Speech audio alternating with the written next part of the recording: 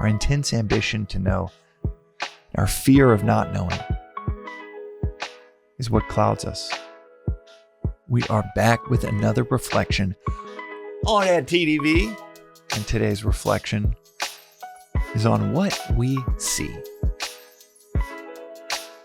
What we see and what we're so certain of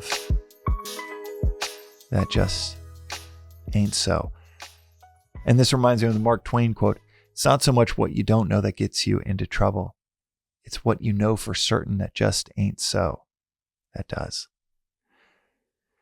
And there's this poem that Swami will talk about often at the ashram, and it's a big part of, it's one of my favorite poems in his book, Select English Poems, where the philosophy just bleeds through the poet's words across various English poems, from Shakespeare to John Milton to Emerson, and the six blind men, or the blind men and the elephant, about these six blind men in Industan who went to go see an elephant, which is interesting. They're blind to go see an elephant. And I'll actually read the first few lines just because it is a really famous poem that's worth checking out verbatim if you look it up.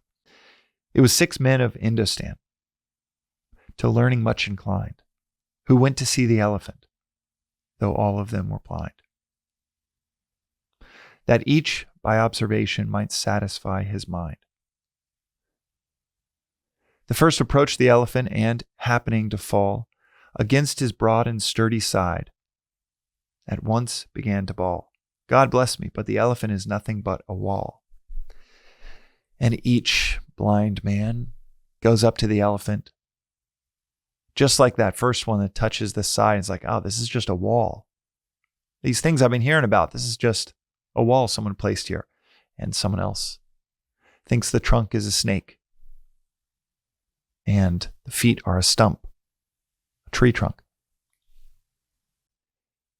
What's so interesting about this poem is that everyone is in their heads, certain they're perceiving the whole with their tiny little glimpse. It's like that phrase, a snapshot of a wave is not the ocean.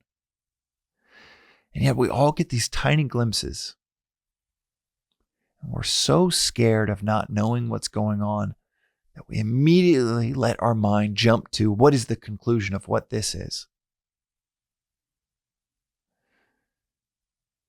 You're waiting in line at the DMV and you're told to go to another line, and you feel absolutely slighted, a massive injustice by a disgruntled government employee.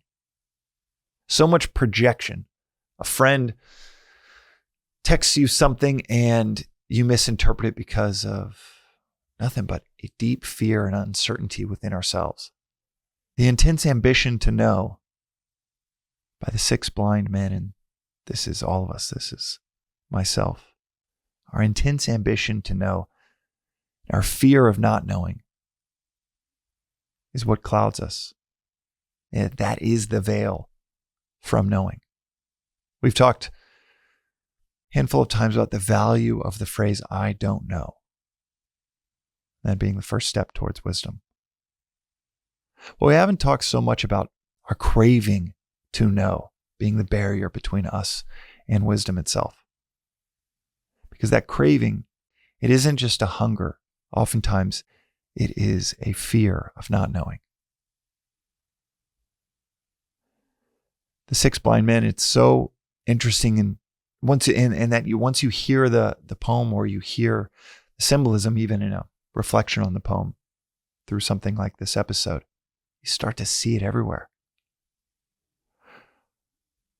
Group at work, group of friends, family members, all with a piece of the puzzle, so certain they're seeing the whole thing, so certain other people don't see it, so certain that their little bit of insight gives them license to tell the whole world with absolute certainty what they know, what they've seen, what is true to them. And yet, we're all wrong. we're all wrong because we're so afraid of being wrong. We're so afraid of not knowing that the only result that can come from that is not knowing. Attach, you lose. Detach, you gain. That is a law. If you are attached to knowing, needing to know, needing to be right, needing to be the one with answers, then you will never have the answers. If you detach from needing to know, needing to have all the answers, detach from all of the aversion from the discomfort of not knowing, you can ride that all the way to knowing everything.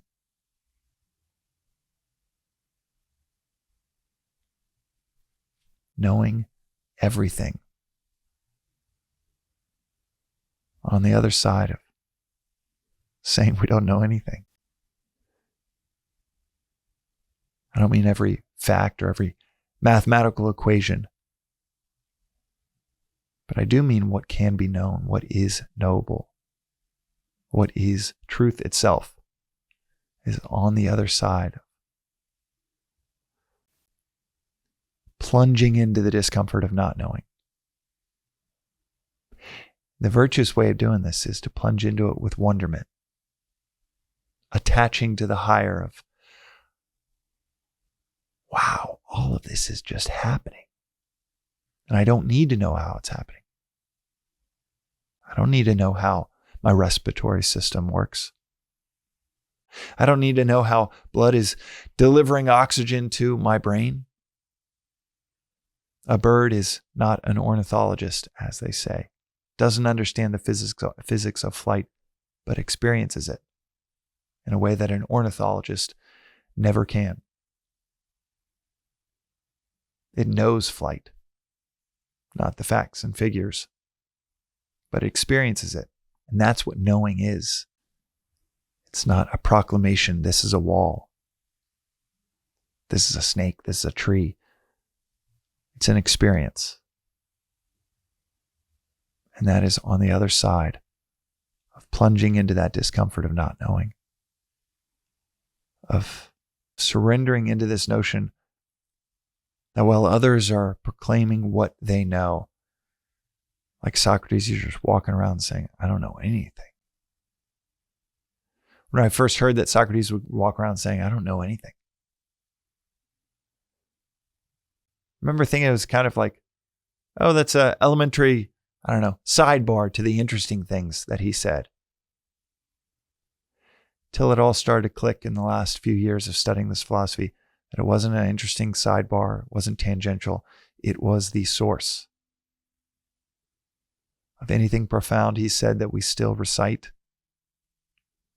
that we still study, that we still are blown away by 2,400 years later. Are we the 6 blind men in Indostan, or are we the one plunging into not knowing? A healthy detachment from ever needing to know, of which the fertile soil of our observations of reality, seeing the elephant, can take place. That's today's reflection on the Daily Vedantic. We'll see you next time.